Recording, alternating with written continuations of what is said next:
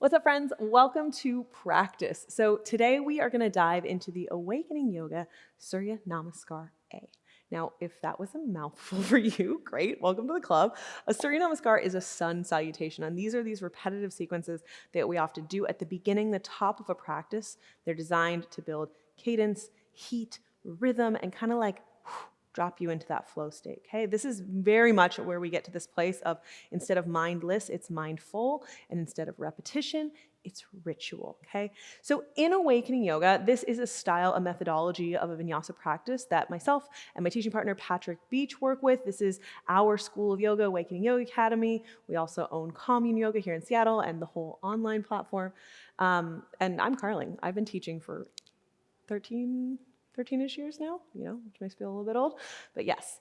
So today, my hope is that you can understand this sequence and utilize it in your practice and get a good sense of why this actually might feel a lot better in your body than a classical sun salutation. Even if you don't know that you're doing a classical variation, you're likely very familiar with it. But for many people, it's tough. They say, I can't do yoga because I can't touch my toes. And then what do? The first thing we do is like, great, welcome to class, touch your toes. Okay, so in the awakening world, there's a lot more emphasis on strength, on creating space, stability, balance, and a little bit of an infusion of mobility and functional movement so that this modern approach to the yoga asana practice is something that hopefully works better for more modern bodies and for a wider array of body types because everyone is different.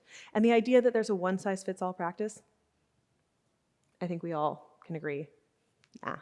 So the hope is that we create more space, more stability, more strength, and we allow the body to like ease into and progressively build up into those bigger flexibility components. And that way you can show up on the mat. The practice is going to meet you where you're at, and you can do this practice, feel challenged by, enriched by, no matter what level you're at. Cool? Okay, so go ahead, meet me on your mat.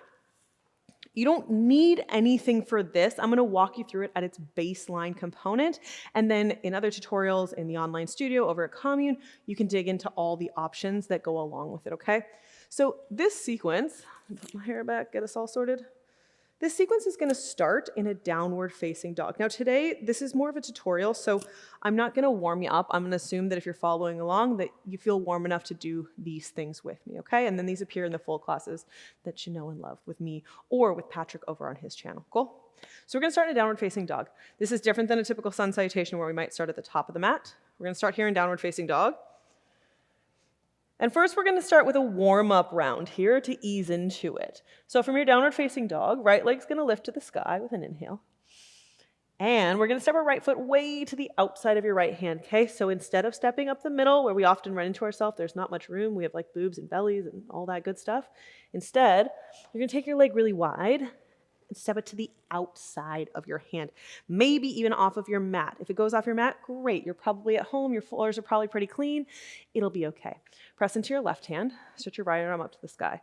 Turn and twist. So your back knee is dropped. Take a big old twist. Spin your gaze. Open up. Take a breath in. Good. And then exhale.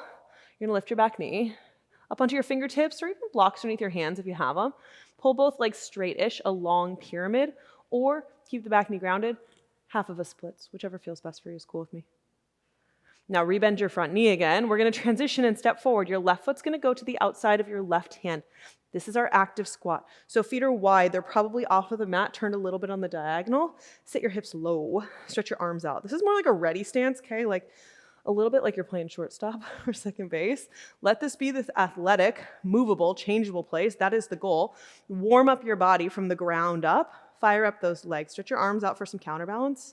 Finish your breath. As we get into the flow, we'll pick up the pace, okay? And then push to stand. Hands to heart center. Your feet stay wide where they are. Stretch your arms up to the sky. Reach tall. This is Urdhva Hastasana, upward salute. Exhale, bend your knees. Sit back into your active squat. Hands to heart center this time. Take a pause. Bring your hands to the earth. And then step your feet back one by one. Downward facing dog. Good work. We go to the second side. Left leg lifts to the sky. And a big old step, left foot to the outside of your left hand. Drop your back knee. Turn and twist open. Left arm up to the sky. Stretch tall. Open up through the chest, the collarbones, find a little bit of space. Reach up to the ceiling. And then exhale as you empty. It's pyramid or half splits, either one. Find some space. Don't worry about it being perfect, the most flexible thing you've ever done. Just use that exhale, empty out, fold into it, and then inhale, lean back forward, big step. Right foot to the outside of the right hand. Sit low, active squat. Set your hips down, open up from the inner thighs to the inner knees. This energy going this way, and then contract, outer thighs, outer hips, squeeze your glutes to pull your legs apart. Okay, active legs here. This is not a passive pose. That's why we so creatively named it active squat. Stretch your arms forward. Push to stand, hands to heart center. Inhale, reach up, stretch tall. Exhale, sit back low, bend your knees, active squat. Good, plant your palms. Step your feet back one by one. It's downward facing dog. From here, we're gonna wave forward. You're gonna do a vinyasa. You can do a traditional vinyasa or in Awakening Yoga, we do a full push-up. So lower down, push back up. Drop your knees and your forearms, look forward, set your shoulders on your back body. This is your prep. Now pull yourself forward. Strong legs, upward facing dog or low cobra, and all the way back, downward facing dog. Lovely. Okay, so that was our warm-up round where we stepped right foot, left foot, did both sides. We took our vinyasa. We're back at down dog. Whew, it's like we've wiped the slate clean. Now we're gonna let's do a couple rounds together. This time we're gonna skip those steps and we're gonna go right to active squat. You can still step your feet there one by one or you can hop them there, but no lungy twists. So when you're ready, either lift your heels and bend your knees and then step right foot and left foot, or hop and spring and land lightly, active squat. Stretch your arms forward, inhale. Push to stand, exhale. Good, we pick up the pace a little bit. So in a sun salutation, building that heat, stretch up. Sit low, exhale. Half of a breath per movement. Plant your palms, inhale, prepare. Exhale, vinyasa. You can step it back or hop it back through a full push-up. Drop your knees in your forearms. It's not child's pose. It's like you're in a little crouch. And then pull yourself forward, upward facing dog, inhale. Downward facing dog, exhale. There's not really much of a break because we want to build some heat. So you get back to down dog right away. Take a little breath. And then with your exhale, step or hop, feet go wide, active squat. We're going to repeat again. Inhale, stretch your arms forward, sit low.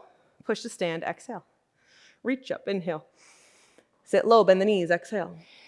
Inhale, plant your palms. This is your prep. Exhale, step or float, vinyasa. So you're going right through it. And each little half breath kind of has a job in these, right? So that keeps you on the cadence, on the pace, but also forces you to kind of, speed it up and find that rhythm. From your down dog, we're gonna do 2 more rounds. So right away, there's not a long pause here. Step or float. Feet go wide. Take up as much space as you want to get there. Stretch your arms forward, inhale. To stand, exhale. Stretch up, inhale. Sit back low, active squat, exhale. Plant your palms.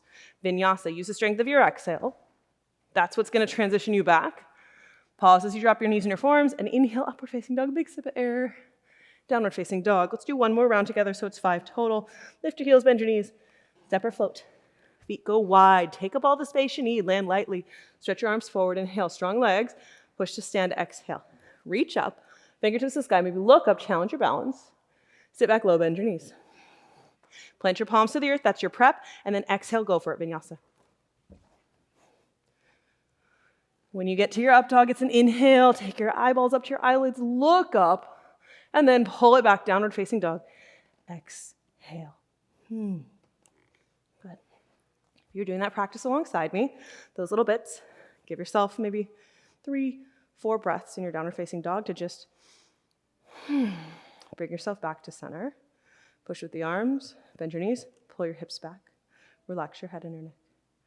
If that was a lot, come on down, sit on your hips, sit on your feet, find a comfortable seat. Truly, any seat is a good seat. And perhaps close your eyes. Give yourself a moment to just regulate, to process any information, any new learnings, or any little flutter and heat that shows up in your body. Great, that's the thing. And as always, with the Awakening Yoga system, the goal is not necessarily for it to be easy per se, although there are ways that we add more support, that we use our props, or we change the postures so that we give ourselves more space, more stability, more options to engage with the practice. We never want it to feel like you're left out of something because you just can't do it, because you just can't fold, because there's no room here, or we just don't fit that way, okay? It's all about options, because yoga, this practice, it can change your life, but you have to be able to do it. And you have to find the type of practice that works for you, okay?